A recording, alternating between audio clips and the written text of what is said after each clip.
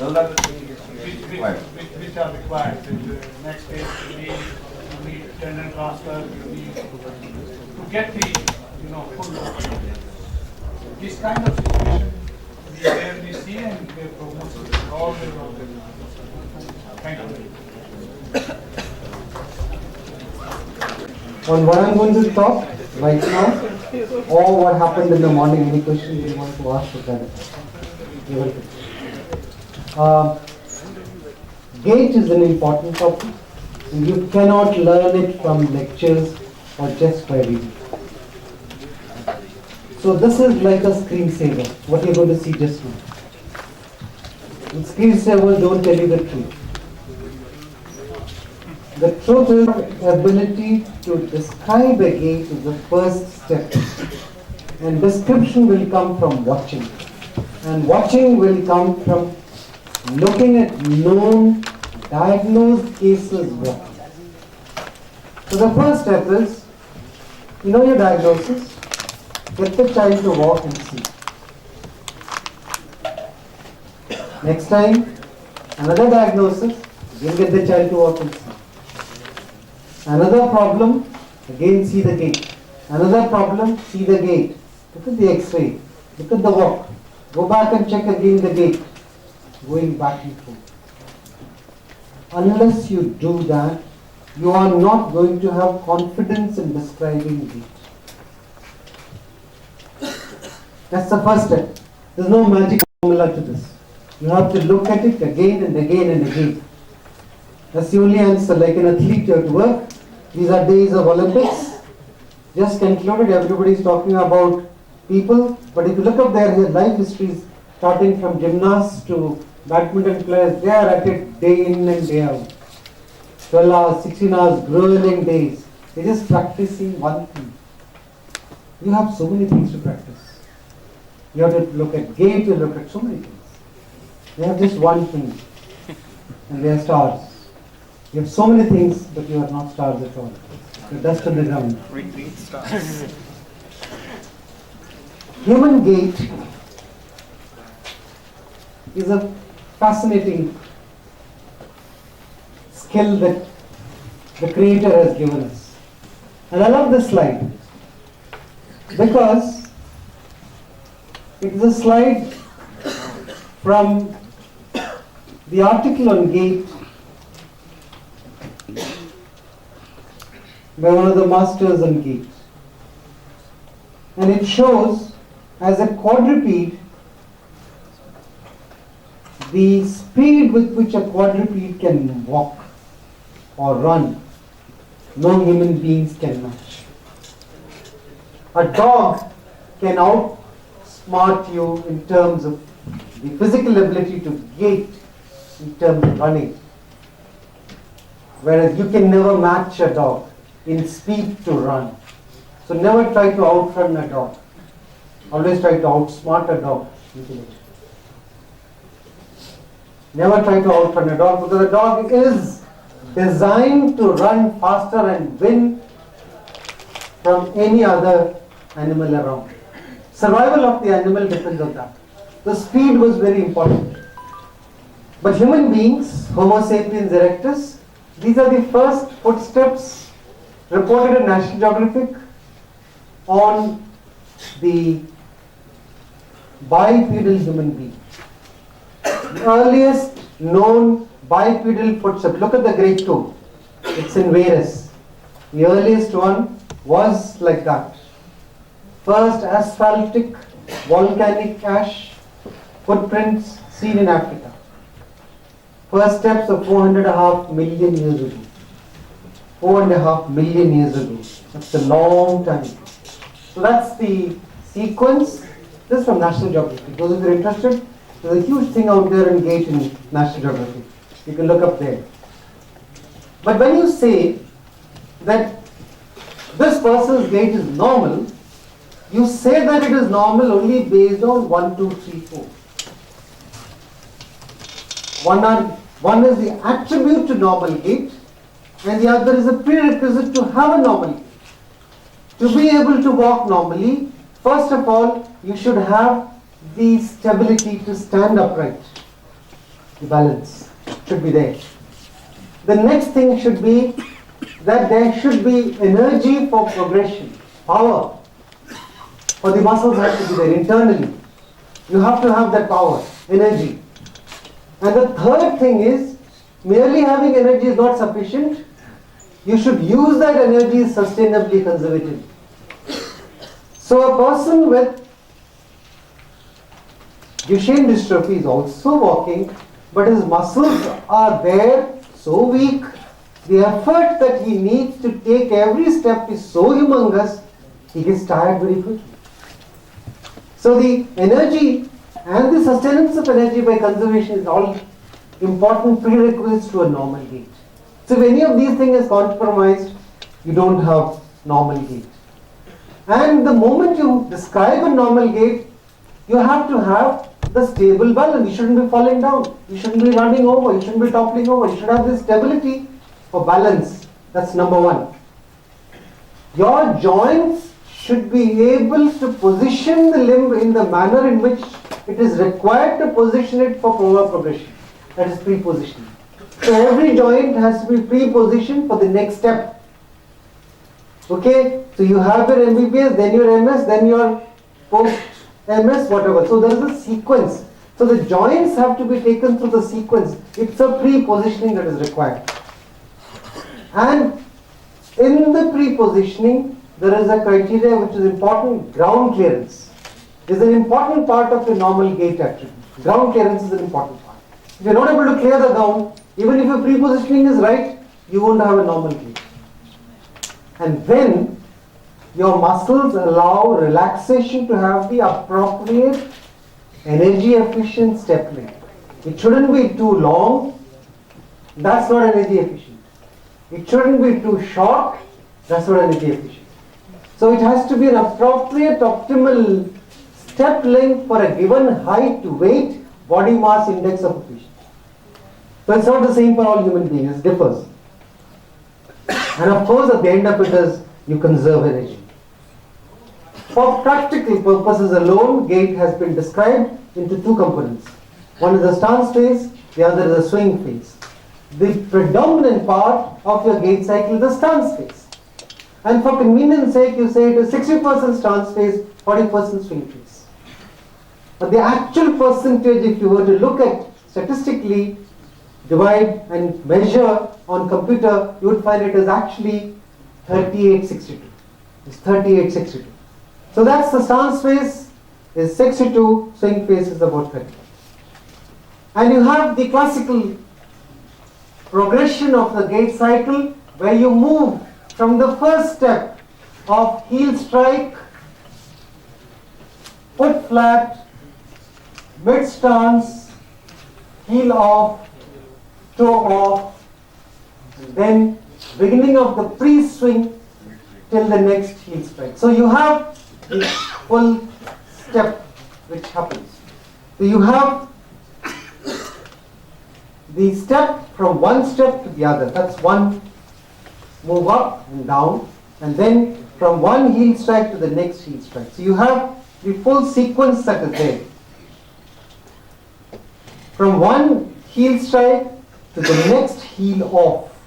Toe off. You have toe off is the phase where you have the stance phase completed. The swing phase has three phases. A stage of acceleration, a stage of mid-swing, and a stage of deceleration. So when you're taking your leg up, first your supported leg is there and you move quickly to get your leg to this side. If you delay this process, that's going to be energy intensive. So there is a state of accelerating to this side. But then once it accelerates and reaches here, then you have to position it to the next side. So if you can't keep accelerating and going further ahead, there will be momentum. So there is a stage of deceleration. That's where deceleration. You wonder why should there be deceleration? Why should there be acceleration? That's because it is behind. So it has to catch up with this leg which has moved ahead. There's a time lag. It accelerates quickly because there is 62% and 38%. You see? So it has to accelerate here, then it slows down to match with the other.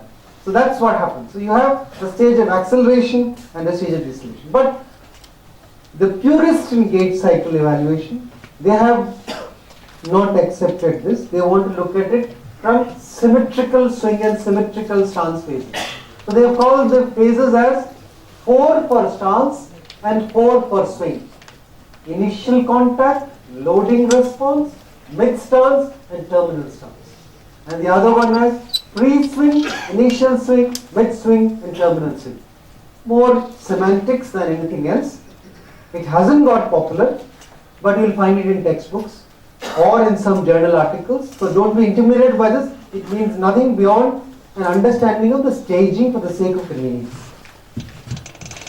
Now, assuming the patient has not good balance, and I'm not going to go into that until I have the examples for it. Assuming the patient has a good balance, the ability to walk will be the first step based on pre-positioning, and that's your pre-positioning. Your job in understanding a good gait analysis literature is to know what is the position of the hip, knee and ankle in degrees of flexion or extension at each stage of the gait cycle. That's why I have this slide. It took me a while to prepare, putting out all these angles. So if you see, at heel strike, the ankle is in neutral position, it's not in dorsiflexion. It's 0 degrees of the ankle. The knee is not in 0 degrees, not in full extension. It's about 5, 7, 8 degrees of flexion, 5 degrees. The hip is in 25 degrees of flexion because it is like that. Where? So that's 25 degrees of flexion with the vertical. That's 5 degrees of flexion. And that's neutral, that's not dorsiflexion. It's neutral in relation to the tibia. That's pre-positioning, the first position. The next step, as the foot comes down on the ground, it's coming down. It goes down into that 10-degree position there, plantar flexion. Okay? But the knee is flexed from 5 to, it's about 10-degree flexion which has happened here. Foot flat is this much. But the hip is there. How is that possible? Hip is still 25 degrees. What has happened? Why is the hip still at 25 degrees? That's because the knee is flexed there and that compensation is happening. So you have to understand what is the sequence. As the gait cycle progresses, there are different changes happening at each of your job in recognizing those abnormalities. So if there is a flexion deformity of the hip and knee, you know there is a pre-positioning problem. So right in the beginning it is flexed and therefore the whole gait cycle is altered. Right in the beginning there is equinus, therefore the whole gait cycle is altered. That's what you have to remember. So if you see, the next step is mid stance. Now what is the difference between foot flat and mid stance? In mid stance there is load bearing. In foot flat there is no load bearing. So when there is heel strike, the foot comes down on the ground, foot flat. No load bearing is happening on the foot right now. All the load is on the other side. Okay? When the trunk moves up, forward. Okay? The trunk is moving forward. As the trunk is moving forward, load comes on the foot. That position, when the load begins to appear on your foot, it's called mid stance. Is that clear? Then you keep on loading it, and you move your trunk forward. When you reach the swing phase on the other side is happening through the acceleration, mid swing, deceleration phase. You reach mid stance, finishes with heel off. The heel off comes now. The heel off and then the toe off. Now toe off,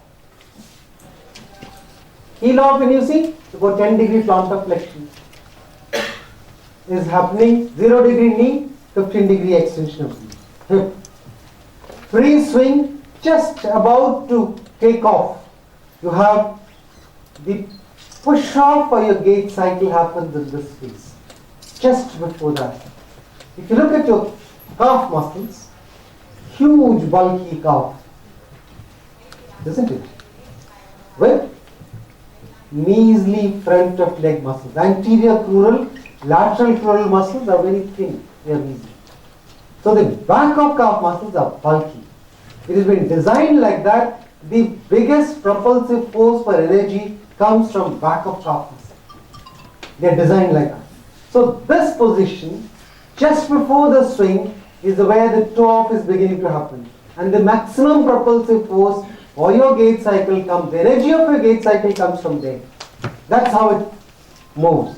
And then of course you're on to swing phase. You're in a swing phase, hip is flexed 15 degrees, knee is flexed 60 degrees. And ankle is again neutral to 10 degrees. So you have the next step, mid swing, 25, 25, 0 degrees, not dorsiflexed. Knee is 25. Now between this, let's look at the last slide. The knee is flexed 60 degrees, and in the next slide it is flexed 25 degrees. What does it tell you? And in the pre-swing phase, what was there? 40 degrees. So you have 40 degree flexed, 60 degrees the maximum flexion you need, and then you're going back to reduce. So what does it tell you? If a patient has got 60 degrees of range of movement of the knee joint, he can have a normal gait cycle. Is that clear? Is that message very clear? All that you need is 60 degrees of range of movement for a normal gait cycle. That's an important message that I want to give you. People think that if you have, restriction of flexion beyond 70 degree, you will not have a gait. No, you will have a normal gait cycle, because the normal gait cycle, swing phase, does not need more than 60 degrees of flexion. That's an important message. And then you move on to the mid swing, and then the terminal swing. At terminal swing, you're again coming back to just short of 0 degrees at the knee and ankle, and 25 degrees just as in the pre-position. And to put that foot down is why you need that 5 degree flexion. You see that? That position just comes down to about 5 degree flexion. That's almost 25, 23 degrees or so at the hip joint. That's what it happens. So that's the full cycle. So remember, maximum flexion that you need for the knee is 60 degrees. Maximum flexion that you need for the hip is 25 degrees. Maximum extension that you need for the hip is 10 to 15 degrees. Maximum dorsiflexion you need 10 degrees. Plantar flexion you need about 15 degrees. That's it, 10, 15 degrees. That's all. So those are the ranges for a normal gait cycle. Is that clear? Then you need to know, in your gait cycle there are 3 rockers that are important. The first rocker is when you are striking the ground with your heel strike. So I am putting my foot on the ground. Is it better if I come in the front, or I do not know? I will still not be visible, no? Can you remove the table? No, I think we'll spoil the get up here. Which one? Can you see if you remove this table? No. नहीं दिखेगा. इनमें से एक निकल सकता है, नहीं खराब हो जाएगा सारा ना. वो सब चिपका हुआ है, नहीं खराब हो जाएगा. Don't spoil it. Looks nice. Doesn't matter. You can understand what I'm saying. Camera. कोई बात नहीं. Camera is a nuisance. Run. Camera is a nuisance. So if I were to,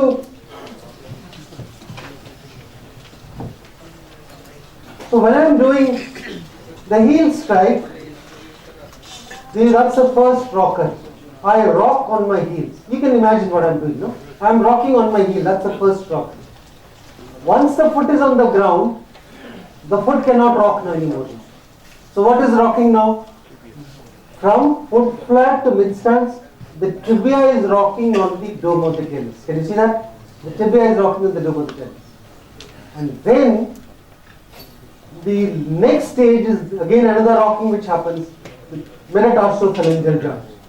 So in the normal cycle, the heel strike, this is the first rocker, foot flat, the tibia is the next rocker, and then the metatarsophalangeal is the third rocker.